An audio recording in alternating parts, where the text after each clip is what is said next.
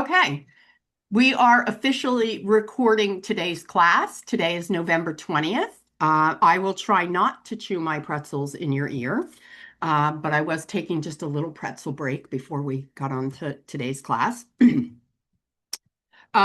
So I want to start out. Here comes our Vanessa from New Zealand. I want to start out by just creating a space for all of us that are here and those of us that are watching the replay of this, because there will be a replay of this. I just want to create a space that allows for growth and awareness and for the potential to reveal itself in all that you are supposed to be as you walk this path this lifetime. I also want to invite the energy of the Holy Spirit in so that we can get messages that pertain to the highest and greatest good for all of us. And I want to just picture in our mind's eye that our wavelength, if you will, is wide open. We're not blocked. We're not missing anything. We are receiving exactly what is ours to receive in this moment, both from this class and from the other people that are going to share in this class. So thank you. With that said, I want to pull up the agenda.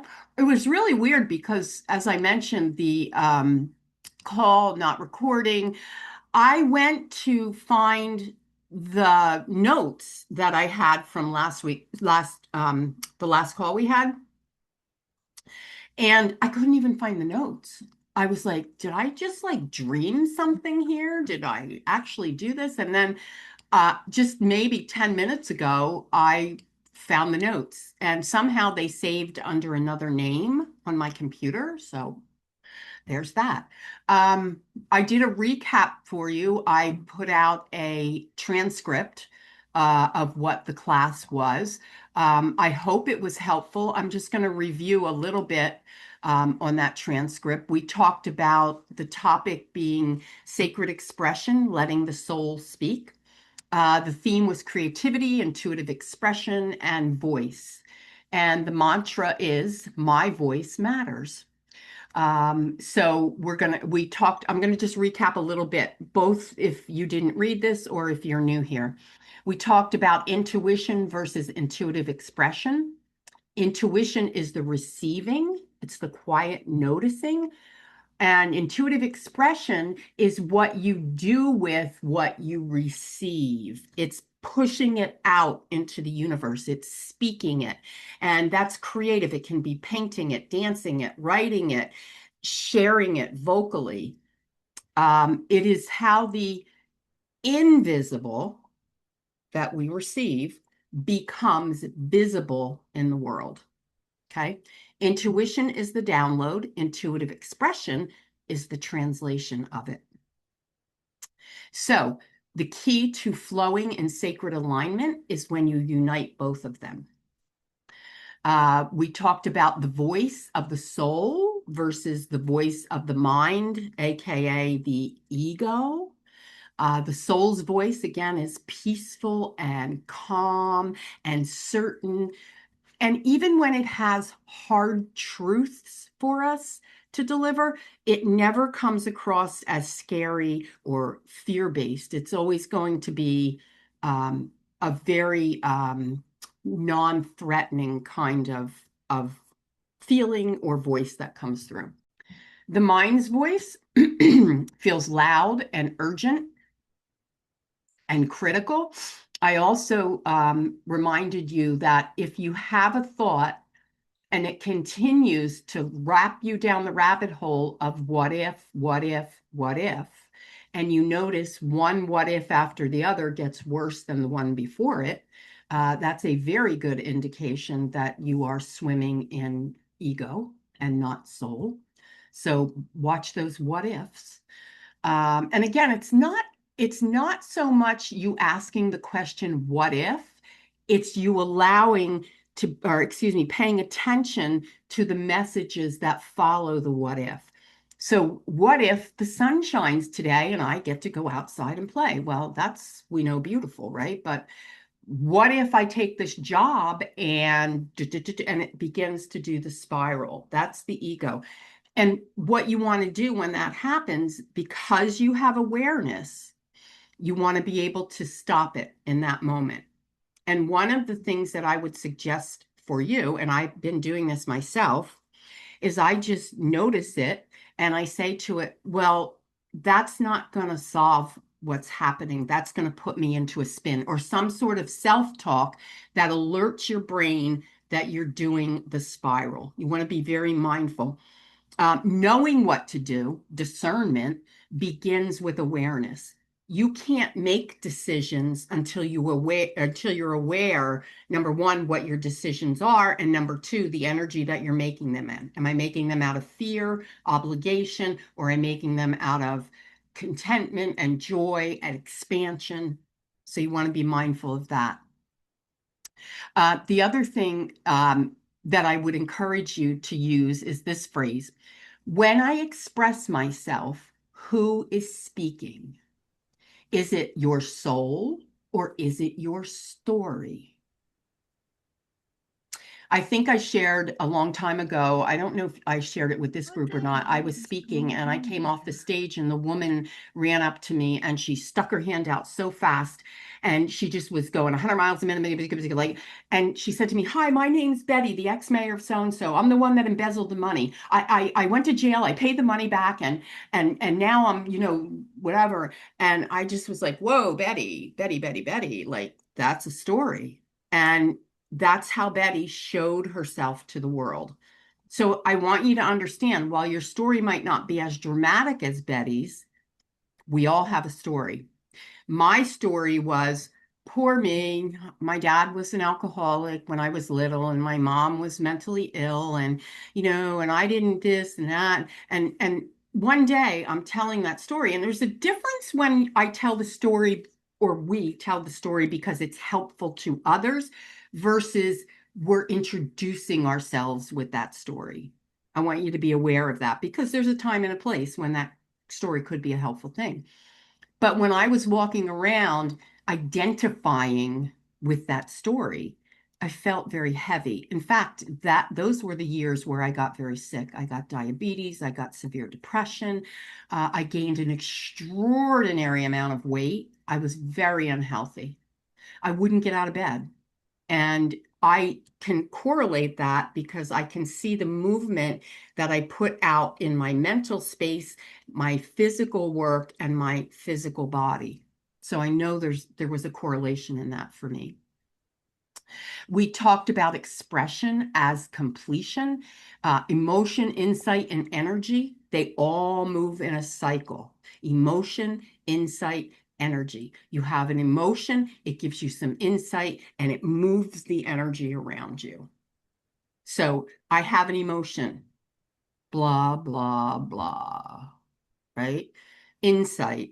The insight becomes the story. Is going to be another day of this. Or I know that person's going to come in here and they're still not going to buy from me. Or, oh boy, here comes Karen. She's the one. She's going to push me right down. There she is. And all of a sudden, the energy that moves around that is what you're swirling in, right? So be really careful with that expression. Every time you give words to what you feel, you open the space. Be careful what you're allowing in. Okay. So in other words, every time you give words to what you feel, you open a space either for new wisdom to come in or new heaviness to come in. It's the story, right? Expression is a sacred release valve. Use it that way. It keeps your spirit flowing. I was using the story last time of my grandmother making lima beans in the pressure cooker.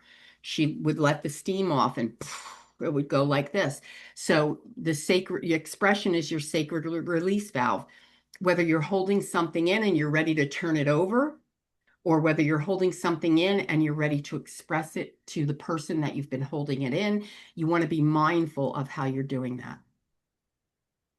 The other thing that I thought was a very profound, and I highlighted it here in the notes, God speaks to us in drafts, not polished paragraphs. So what does that mean? Allow the messy, unfiltered expressions to come in. You might not know what's happening. Don't think it has to be perfect.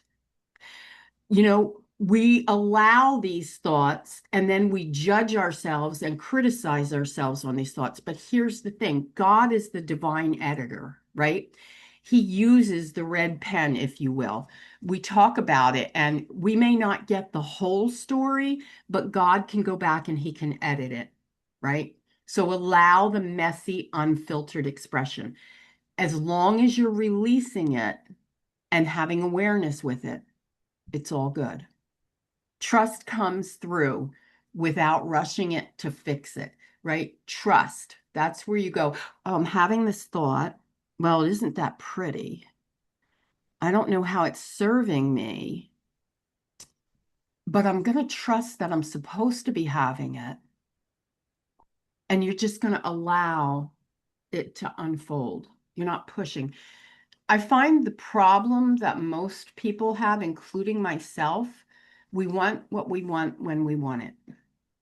We want it to be fixed. We want it to be whole. We want it to be easier. We want it to be complete. We want it to be clear. We want it to be easy. We want it to be different than it is. All of these phrases create energy. So notice what it is that you're wanting and what are you following that with, because you're creating that energy. Gee, I really want this relationship to be different. I really want it to be different. Okay, so that's neutral, right? You think that's a neutral thought. Different how? Different than what it is. Be really clear about what you're looking for, because how can I say this? You're probably not even going to realize that you're relying or putting emphasis on the heavier side of things rather than the lighter side of things. So clarity is kindness, right? Clarity is kindness. So I talked about divine editing.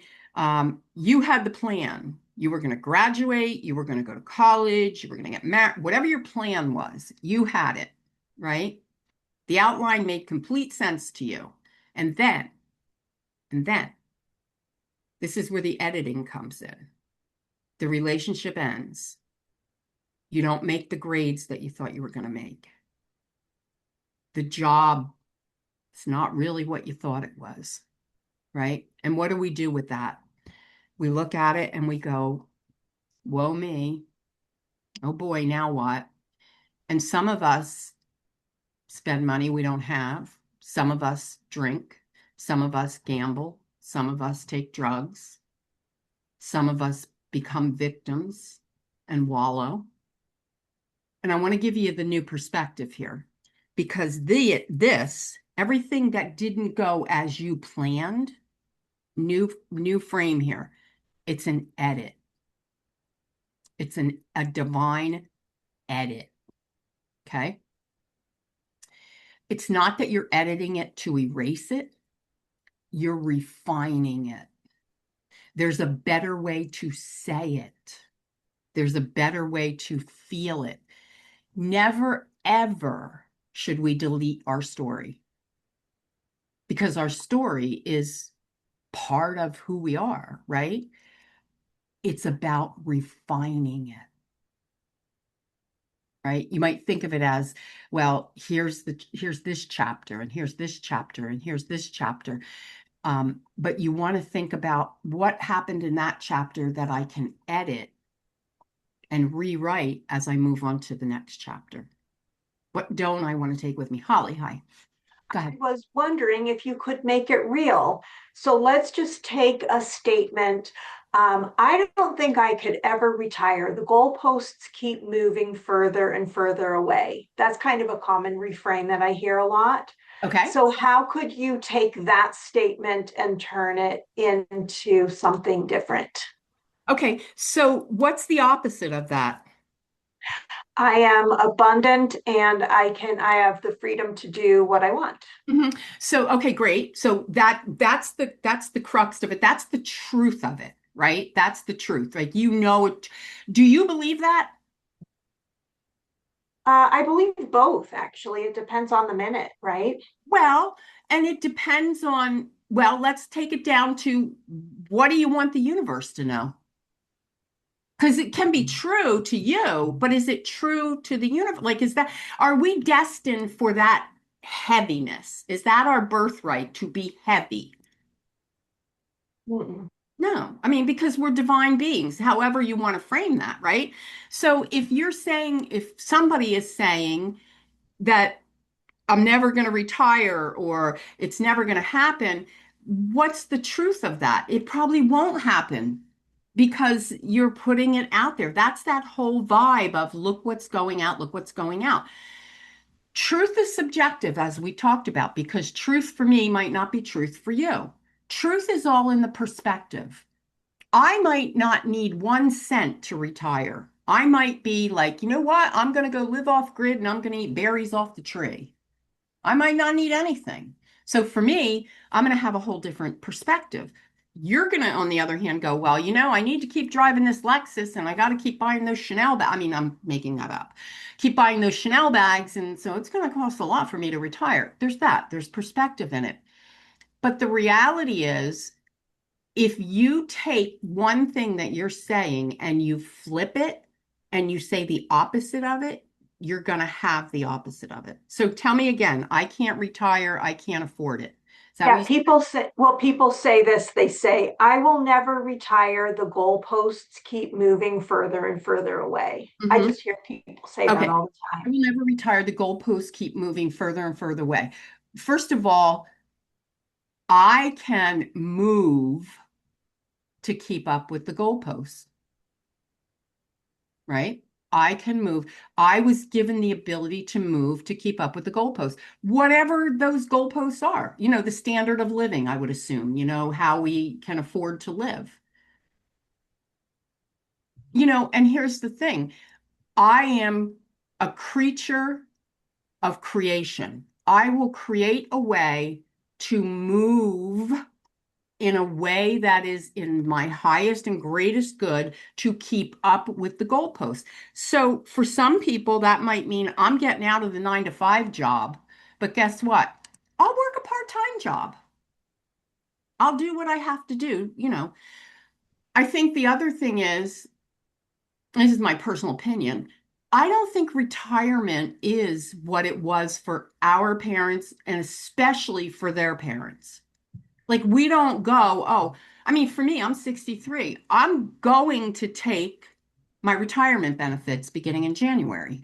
All right. But I'm not retiring. I can make a little bit of money and still get my retirement benefits. That's going to be retirement for me.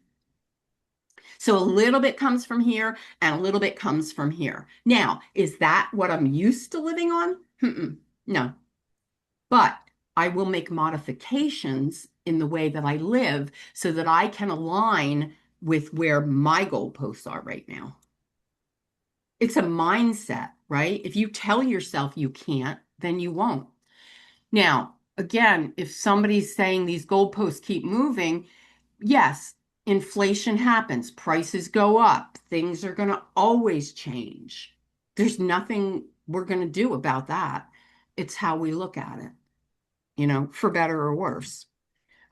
Do I like that I go to the store and, a gallon of milk is $5? No, I don't like that. But what am I going to do about it?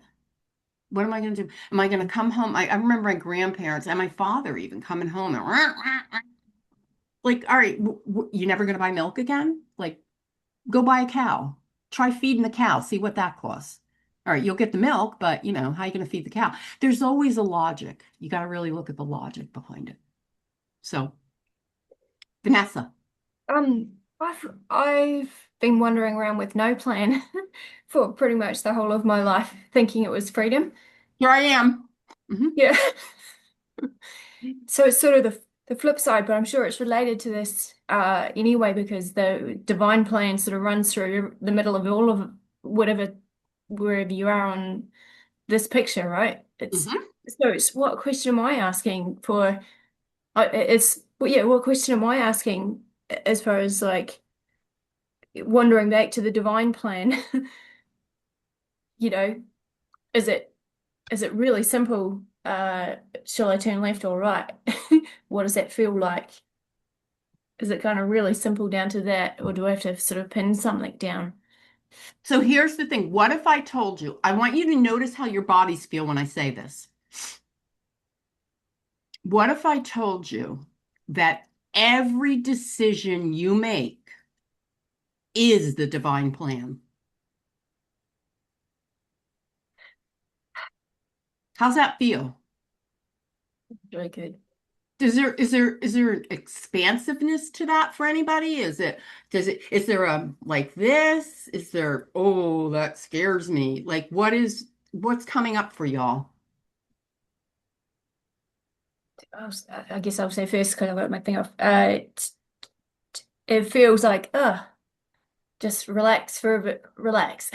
I feel relaxed because of that. And I can just go, oh, just keep on doing what you're doing. Yeah. Karen, did you want to say something? Yeah, I was going to say, I don't even think about that until after the fact. It's just like I make a decision, I turn left or right, I do something, and later I think, oh, you know what? That must have been part of my plan. Mm-mm. Here's the thing to make it real. Before we had GPSs and phones with maps on it, I don't know if you remember, we used to have to print out all those Google pages. Remember Google Maps? And we'd have this whole, and we'd probably be driving and we'd try to be reading a thing. And, or if we were brave, we would kind of commit it to memory. Or if you were like me, you might take a test drive if it was within reason and keep it up in memory and try to do it. Here's the thing. No matter what, when you start out going somewhere, you're always going to get somewhere. You will never get in your car to go somewhere and not get somewhere. You're always going to get there. And it is only in that moment of where you are that you'll know what the next move is. Well, wait a minute. I set out to go to Marshall's, but oh my gosh, how did I end up in the Kohl's parking lot? Now I've got to think, how do I get to Marshall's? Or, simplifying it. I set out to be, a psychologist, and I got sidetracked and I became a, teacher, or, and it just doesn't feel right. You're always going to get somewhere because it's the law of movement, right? It's inertia. We're always gonna move. And the thing you have to remember is with these divine edits, they're planned in. Spirit already knows what's happening. Like it's not a mystery that you turned left when you should have went right. That's a human thing. There is no wrong. That's what I want to impart here.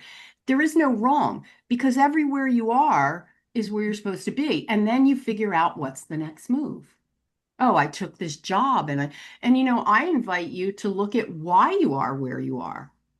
If you're somebody that's in a job and you're like, oh, I took this job, and it's like, I want you to go back and I want you to give yourself the hard truth.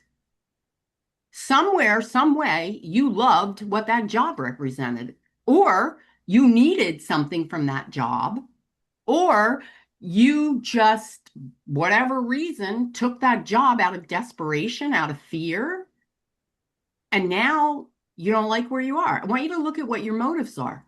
Same with relationships, careers, self-talk, the people in your life.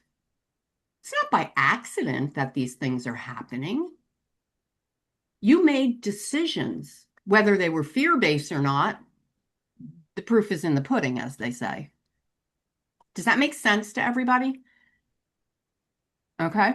Beth. I'm just curious about what I'm wondering about as you're saying that is, but you do have like kind of a guiding, like your emotions can help guide you. Like you can't go wrong. Like you come down here with a divine Yep. plan. So you can't go wrong on that divine plan, but it can take you longer maybe to, if you're coming down to learn something. I'm just thinking aloud. Yeah. you come down to learn some things, and maybe you're supposed to be learning something and you decide to veer this way. You're still gonna learn those lessons, but I'm just wondering, is there also like your emotions can guide you through that too? Like Mhm. from the other side, maybe if you feel excited about, I'm really excited about doing this, it's kind of like guiding you that maybe this is a great thing to do. Mhm. And sometimes you get that pit in your stomach and go, oh, maybe that's not a great thing to do. Absolutely. That's the divine intuition. That's the Holy Spirit. That's intuitive guidance. That's whatever you want to call it. But here's the thing. If our final destination, and this is subjective to your belief, if you believe that it's in stone, your final destination or your final outcome, which I do believe there's a divine plan and we're here to satisfy that divine plan, we're never going to miss what's ours. And I mean that by the learning of it, right? Because if if if I'm here to accomplish something,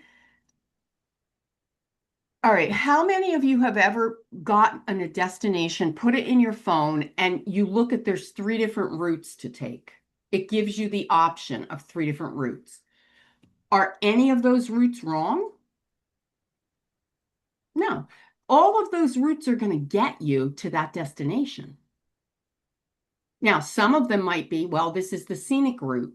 There's no highways here, so you're going to take an hour and a half to get to a 40-minute journey, but you may want the scenic route, right? Or your soul may be calling for the scenic route because as you travel the scenic path, people are going to come into your life that are going to create an awareness in you, that are going to have aha moments for you, or people that are going to show you your reflection that you wouldn't have met had you taken the highway or the freeway. Does that make sense? And your feelings, your feelings, I like to think of the feelings as a gauge for our intuition. Obviously, if it feels heavy, I want to leave it alone. If there's buoyancy in it, or there's lightness in it, or there's even a little bit of curiosity in it, I want to poke at it. I want to know a little bit more. And I believe as you ask for that, you get downloads, you get answers. The problem with the world we live in today, one of the problems, people don't sit still long enough. They don't sit still. Or they think they don't have the right ritual, or they're not burning the right candle, or it's not a full moon, or I mean, and I'm not saying about anyone in this group. I'm just saying I've come across people that have blamed what they've done on the fact that the moon was not a full moon. It was only in the first, I was going to say trimester, in the first quarter. I mean, there's all kind of things out there, right?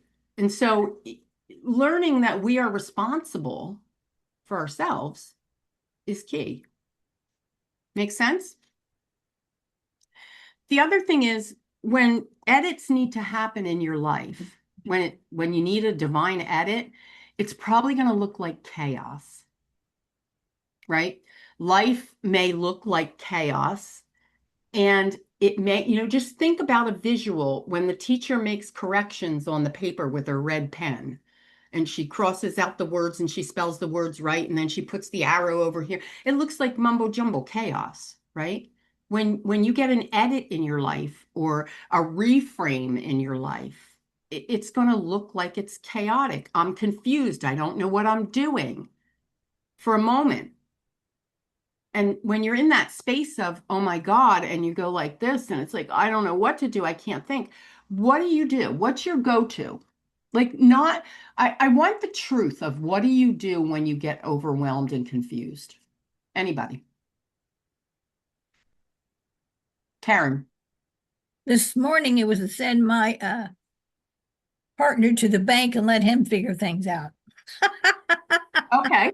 So when you get overwhelmed and confused, most times, what do?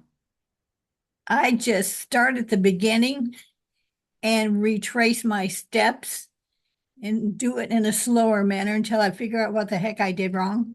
Okay, so you run the route again. You go back and you Regroup.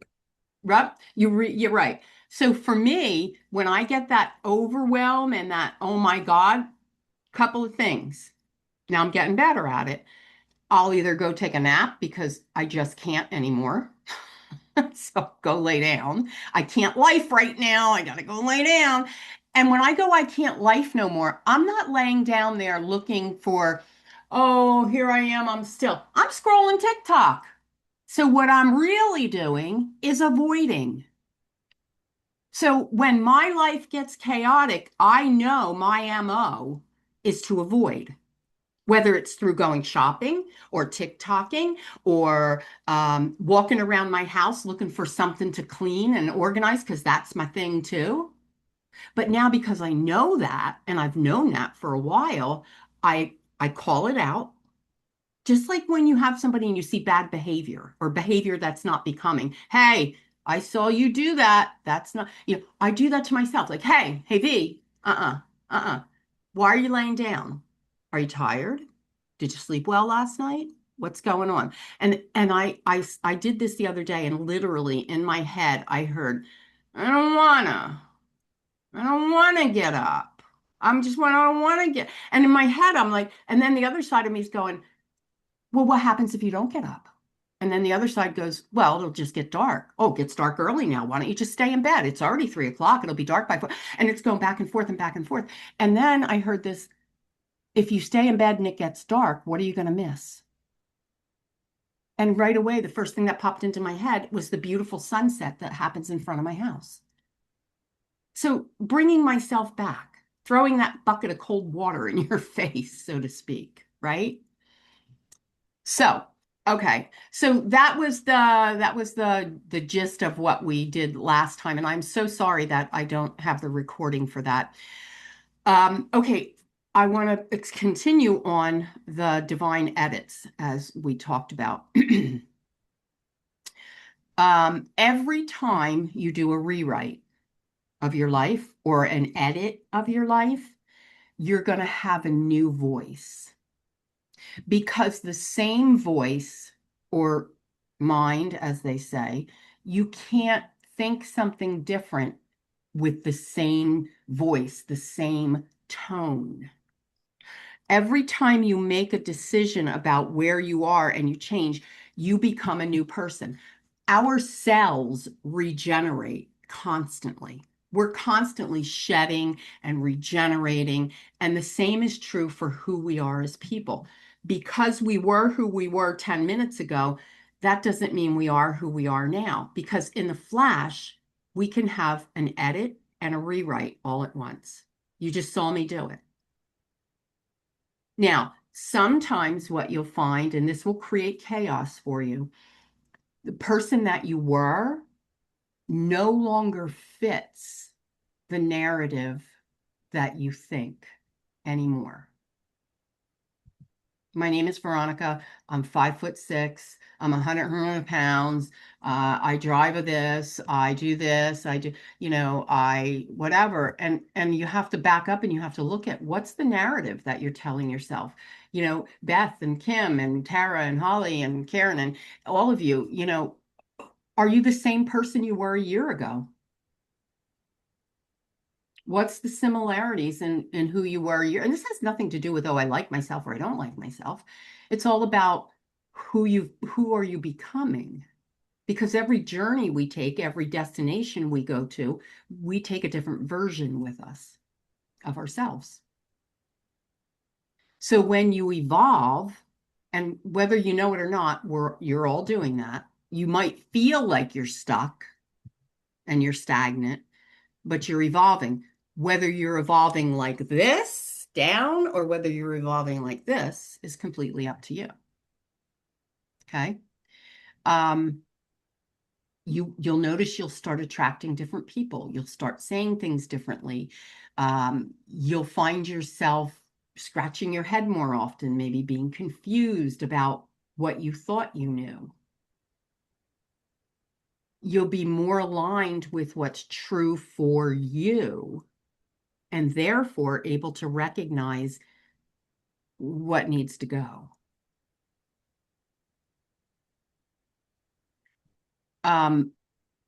Again, chaos, crossed out, torn pages, things that look chaotic on paper or feel chaotic in life, that's not necessarily the truth. First things that get edited out of our life are words. And I want you to pay attention to these words because I want you to notice where they show up and how you can edit them out of your life. Unworthy. I'm too much. I'm not enough. I'm always late. Life isn't fair. I wish I was more, fill in the blank, personable. I wish I didn't chat so much. I wish I didn't eat like this.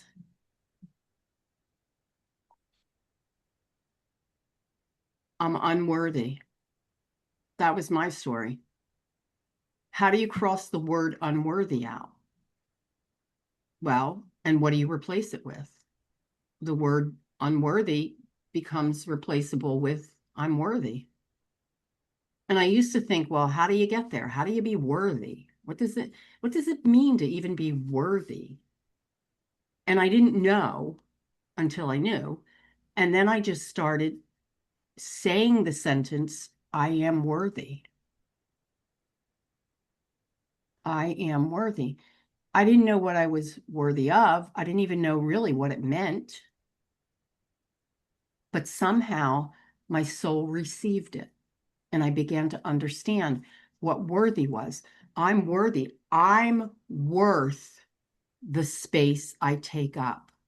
Because a common phrase, I don't know if any of you have ever heard it, but a common phrase I would hear my father say and other people say about my mother, she wasn't worth the space she took up. And so that resonated with me. And when I started changing my talk a lot of years ago, I said, I am worthy of the space that I hold. And that began to change things for me. I began to look at myself and say, I'm too loud. I'm too much for people. I'm a lot. I'm much better now. You should have known me 20 years ago. But I would walk in a room and there'd be no denying I was in the room. And people would say, oh, it's so great. You walk in the room and everybody gravitates toward you, blah, blah, blah. Then there are the people who say, why do you walk in the room and dominate it? Who do you think you are? So it's like, you're never going to please anybody. So I had to take all of this in and I had to say, well, who do I see myself as? How do I want to be? Am I too much? Am I too much? And for me, it was a realization of I never walked in a room to be anybody. I just walked in the room being me. Like I didn't go into, and I said, well, I'm not going to own the fact that I dominate or I take over, or because that's not my intention. I can't help you perceive me that way. I didn't feel I needed to do an edit there.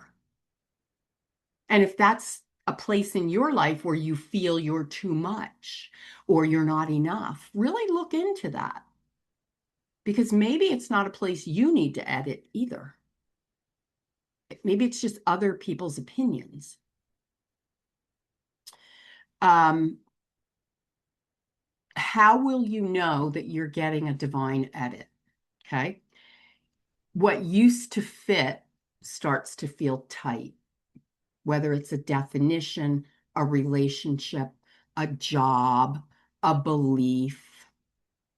It used to fit. It used to work. You could see yourself in that job, relationship, belief system, but it starts to feel tight. It starts to feel confining, constricted. There's not a lot of movement because the soul, if anything, the soul needs movement. Think of the soul, we see these, those flags people put out at businesses and they do this and the thing, and the soul needs that. The soul needs movement. So when it feels tight, you're probably on the cusp of getting an edit. Okay. When you feel called to slow down, right? Have you ever had a moment where you're just your body, you're just like, I can't do one more thing. I'm exhausted. The other day, I literally couldn't pick my arms up. I was moving, I was cleaning and organizing, and I just was like, okay, is this physical? Because no, physically I'm okay. But I didn't have it in me to pick up my arms. And so I sat down. I didn't go lay down. I sat down intentionally to get still. And the question that came up for me, why are you doing so much? What's going on? And I heard those words. But had I not sat still, had my body not clued me in, because our bodies are great conversation starters. Our body will never lie to us. And so I got to have that dialogue with myself. You are going to know a divine edit is coming or on the cusp when you're asked to release something that once defined you. Is it a title? Is it a job? Is it a person? Is it, I'm going to die on this hill with this belief? When you notice that, there's a divine edit about to happen. And you know the editing is going to be chaotic. So you do what you need to do to go through the edit. Only you will know what that is. Maybe for some of you, it's solitude and a bag of potato chips. Maybe for others, it's going to the mountains or going to the beach or sitting in the park or taking a walk in the leaves. I acknowledge an edit is coming. How can I best be prepared for it? Holly, an example we might use, and I've heard you say this before with your industry, because you don't know where things are going and the country, and you used to talk about, well, we don't know where this is going. And I would like to use a reframe here. The country is going through an edit. Your industry may be going through an edit. So how can I best prepare and receive the edit for my highest and greatest good, the awareness, and how can I be prepared to receive the guidance on, here's where it comes together, the next direction or the next turn to take. Once you put that out there, it's not magic. This isn't magic, or it isn't woo-woo, or it isn't. This is how life works. All you have to do is ask and then be prepared to listen. It's not woo-woo. Does that make sense to everybody? Does anybody have any questions at this point or want to share any examples or need me to clarify anything? Or what's happening in your heads? I was thinking about home renovation, because I was, as you were discussing, like the way that we change. I've lived in my house for 5 years, and over the course of 5 years, we've done a lot of different things. Now we don't have carpet in the house, we have hardwood floors and stuff like that. And it's just sort of been a natural migration towards improvement. And I think that we do that with ourselves too. I kind of feel like it's a vibrational shift that we're always making ourselves improve by having maybe a better vibration. So I love that analogy. So I want you to think about this. I, a while ago, pulled up my carpets and have hardwood floors. Life is different with hardwood floors than it was with carpet. Things are different. You can see the dust more easily. You have to be careful how you walk. If you don't have throw carpets and socks, you could slip on the floor. You have to be mindful of what you're going to drag across your floor. Your acoustics are going to be different if you don't have the room, right? There's so many variables that change when you made the decision to rip the carpet up. So why do we think when we decide to change something in our life, variables aren't going to change with it? They are. And the other thing is, let's equate this to a relationship. You've been in a relationship forever and you're there and you're just there. Like, you're just there for, let's fill in the blank while you're there. I don't love him like I used to. The saying is, I don't love you like I should. I love you, but I'm not in love with you. All right, whatever that means. But there's a feeling that goes with that. And so you're just existing in that, all right, well, you make the decision now, I'm going to leave you. Well, do you think he's supposed to write the check or you're going to, like, no, there's variables that go with that change. Or leaving a job you've been out for 30 years or retiring. I'm not naive about what's going to happen to me when I retire. I mean, I don't do the what if, because when you do the what if, you go down the spiral. I just say I'm open to all possibilities after my retirement. And that's it. And I am. And I don't put a good or bad or right or wrong on it. I'm open to all possibilities. What's a possibility? I may not be able to go to Marshall's every week. Oh my God. Right? I don't know. I'm being facetious, but the reality is, maybe I won't be able to have steak 3 nights a week, which I don't, by the way, but something's going to change. There's going to be change. Because change precipitates change. You have to have that. You lose an abundant amount of weight, right? You got to get new clothes or you got to tailor the clothes you have. Change is a good thing, but you can't have one change without multiple changes. Okay?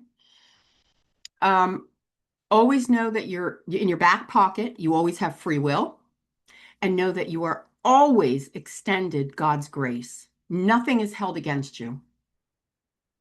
You made a mistake, correct it, check it off, move on.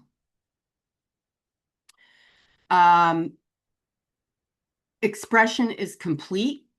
It's a completion. So when you express something, put a period after it and then go on to the next expression. You don't want to leave stuff undone in the universe. So here's a couple of prompts, and I'll put these in the group for you. What edit am I currently resisting in my life?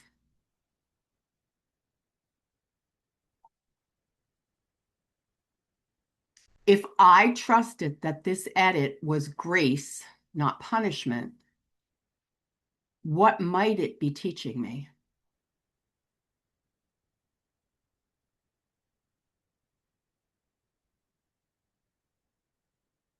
What truth am I being asked to speak differently now?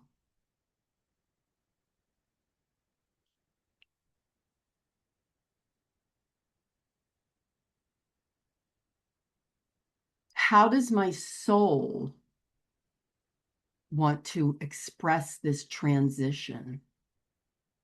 So, Misty, not to call out your situation, but you just had a health problem. You went through the problem you went through. You are not the person you were before you went through the issue. You're a different person now, whether it's subtle or very magnified, that's irrelevant. But you are not the same person before you had surgery as you are after you have surgery. So there was an edit, right? What am I currently resisting in my life that needs editing? And Misty, I'm just going to go out on a limb here and I'm not picking on you. I feel, and you could tell me I'm wrong because I'm not attached to being right, but I feel like there were edits in your life, let's say, that needed to be made for you or with you, but you kind of put them off, maybe drug your feet, or maybe thought, well, when the time comes, or whatever you were doing. And you got into the season of you had to be edited some way. It was coming, it was happening, and here's your chance to be edited. And it just so happened to be your ovary. I mean, that's a possibility, right?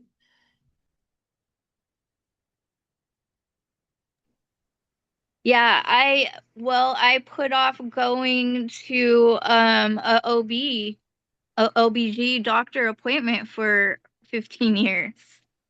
I would call So, that self-care. yeah.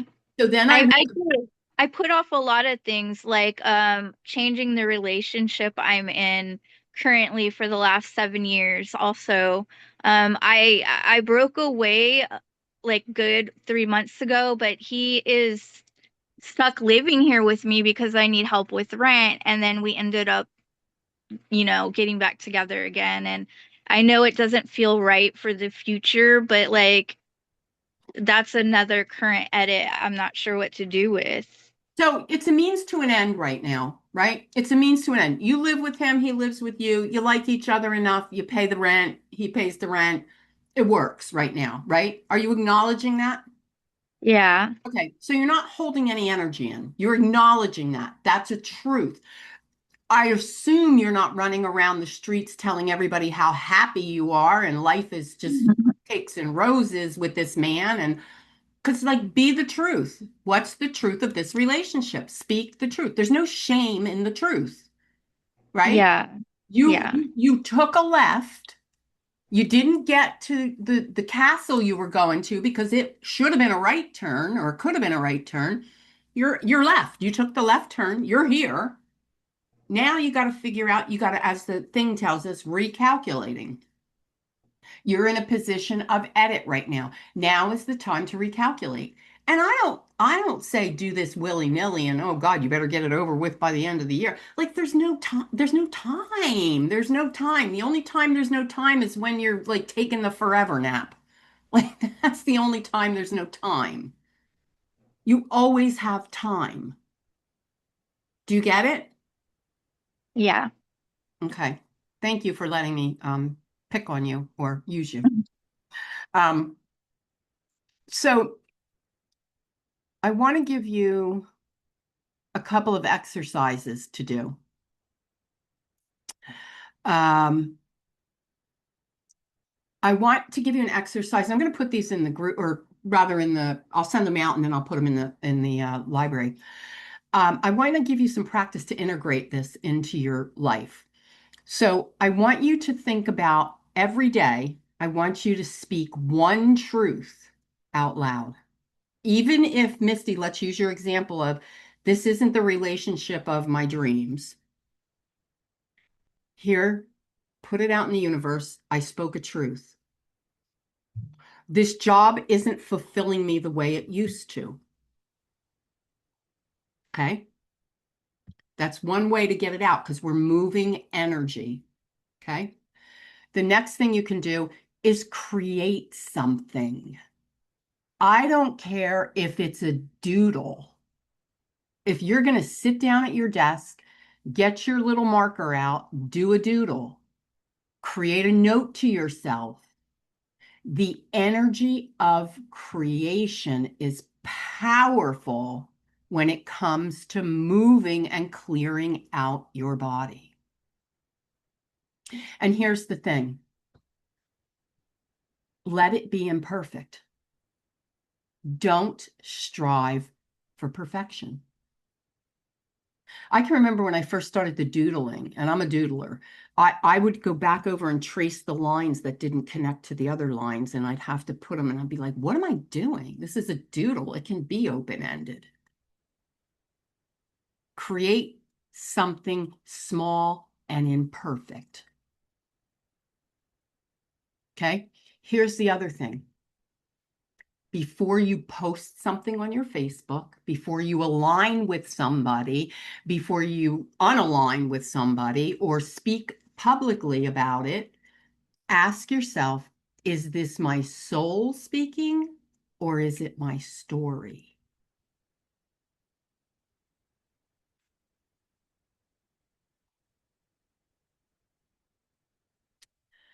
Um, the other thing is take a moment right now, and I want you to see if you can recall in your mind a recent conversation that you've had where you felt misunderstood, or overly emotional?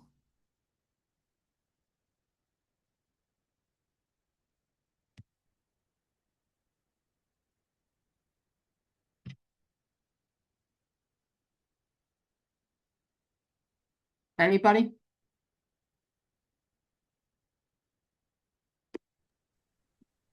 I've going through an edit with my mum, Okay. and it was all around. It's my truth is I can have what I want, but I was defined previously by if it was okay with mum. Mhm. Yeah, and But I right there, because I don't want you to go, I don't want you to go into the story, but I want to ask you yeah, this question. And yeah, here's the steps. What were you trying to prove in that moment? that I could do my life myself. Mhm. Um, yeah. What emotion lived underneath your words? What were you feeling underneath your words? Identify the emotions. Okay. If your soul had, because how did this go down? Was it loving and gentle, or was it fierce and ferocious? And what was the context? Yeah, it was fierce. It was a conversation circle in my with my family. Right. So I know the dynamics with your family a little bit with you. And, in that moment, what were you trying to protect or prove is what we want to ask. Okay. Yeah, Does I that, felt yeah, I felt proud for something I had just put in place. Mhm. You're trying to protect your boundaries. Yeah. Okay. So what emotion lived underneath your words? Pride. I felt very proud of myself. If your soul had spoken, what would it have said about you in that moment? Um, Towards that, it's just I'm growing. Yeah, you're growing. Yeah, you, right? Mm. Don't make this fluffy and pretty and all of that. Just like, yeah, you, like, right?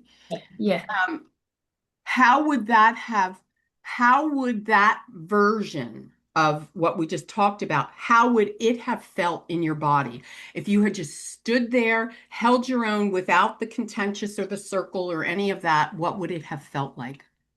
Yeah, strong. Mhm. Strong Yeah. body. Yeah.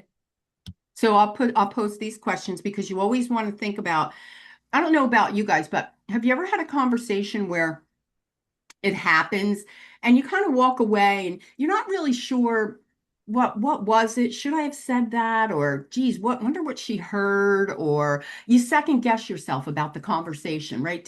Was I clear? Whatever it is, right?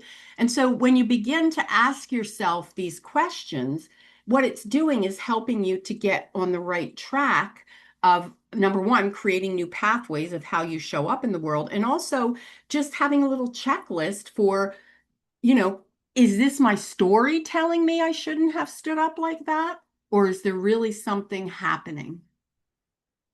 Right? Um, so um, I want to wrap up real quick with don't forget that your voice matters because everything about your voice creates the life you live. Be nice. Good girls don't. Don't you rock that boat. Be seen, not heard. Who do you think you are? You talk too much, right? What voice we have, what stories we have create the life we have. So I want you to notice if there's any reminiscence of or any residuals of stories that you were told over the lifetime. One of mine always was, you talk too much. Yeah, I probably do, but I get paid to talk. So there's that. I will say over the years, I have seen myself and I'm very proud of myself. I've refined myself.